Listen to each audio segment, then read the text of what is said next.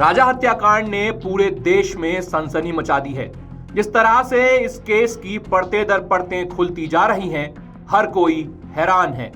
दोनों परिवार सदमे में हैं और सोनम रघुवंशी को इस हत्या का मास्टरमाइंड बताया जा रहा है।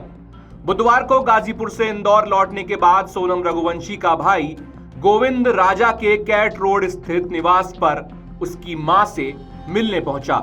चलिए आपको बताते हैं कि जब सोनम का भाई राजा रघुवंशी के घर पहुंचा तो क्या हुआ।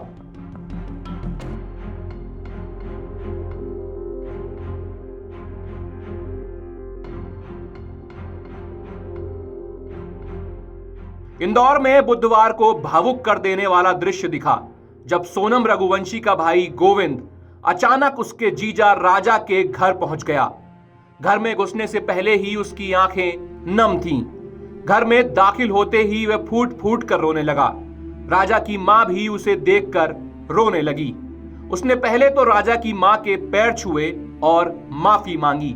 उसने सोनम की हरकत पर रोते रोते माफी मांगी।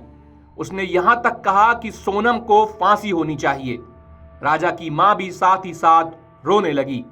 उसने रोते हुए कहा आखिरी दम तक एहसास नहीं हुआ कि वो ऐसा भी कर सकती है।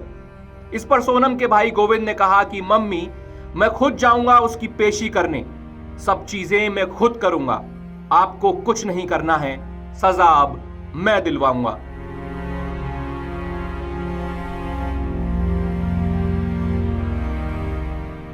सोनम के भाई गोविंद ने मीडिया को बताया कि मैंने माफी मांग ली है। इस परिवार ने एक बेटे को खोया है। राजा मेरा प्रिय था। आज से इस परिवार की सारी जिम्मेदारी मैं लेता हूं। सोनम दोषी है तो फांसी पर चढ़ाया जाए। गोविंद ने बताया कि गाजीपुर से जब सोनम का फोन आया तो वो फूट फूट कर रो रही थी और घबराई हुई थी। मैं सत्य के साथ हूं, इंसाफ के लिए वकील भी मेरी तरफ से ही रहेगा।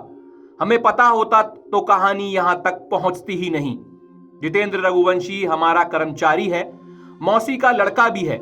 उसका हवाला कारोबार से कोई भी लेना देना नहीं है। गोविंद ने यह भी साफ कर दिया कि आगे वो सोनम से रिश्ता रखेंगे या नहीं। दोषी माना है सोनम ने अपने? नहीं, सोनम ने अपने आप को दोषी नहीं माना है। बातचीत हुई? बातचीत कुछ भी नहीं हुई है। उनसे दोषी नहीं माना है उनने अपने आप को। क्या बोले? नहीं तो आप परिवार आप लड़ेंगे क्या? उन्हें बेदखल उनको बेदखल कर दिया हमने। कर दिया।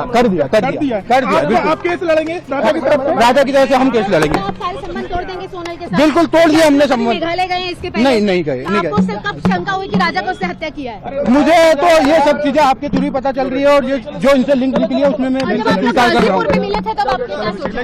क्या लगा मिलके उसमें? गाजीपुर में मिले। चलो।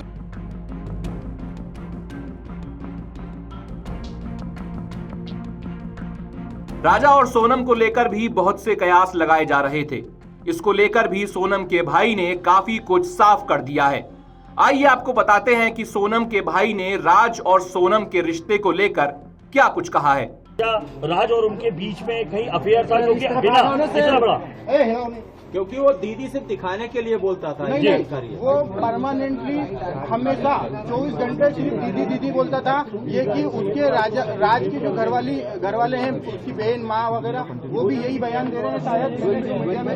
तो दीदी ही बोलता था और दूसरा राखी बांधते थे ये 3 साल से। और मेरे खुद घर में हम दोनों साथ में बैठ के राखी बंधवाई है। तो क्यों मारा राजा को? मुझे उसका आइडिया नहीं है।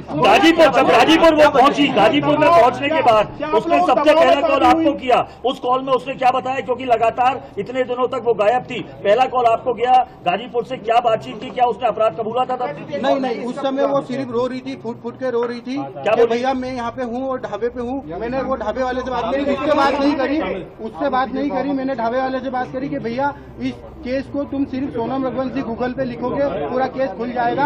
आप सिर्फ इसको नजदीकी थाने में भिजवा दो। उसने बोला मैं अकेला हूँ। तो मैंने सब चीजें अरेंज करके 2-4 थाने में फोन लगाया और मैंने पुलिस को वहाँ भेज के उनको अरेस्ट करवाया। उससे 2-4 बार मेरी बात हुई थी, मगर उसमें कोई मैं ये नहीं पूछ पाया कि कैसे क्या किडनैप हुआ, क्या हुआ, क्योंकि वो फूट के रो रही थी और घबराई हुई थी। अगर आप ये वीडियो YouTube पर देख रहे हैं तो हमारे चैनल को सब्सक्राइब करें और बेल आइकन को दबाना ना भूलें। अगर आप Facebook पर ये वीडियो देख रहे हैं तो हमारे पेज को लाइक करें।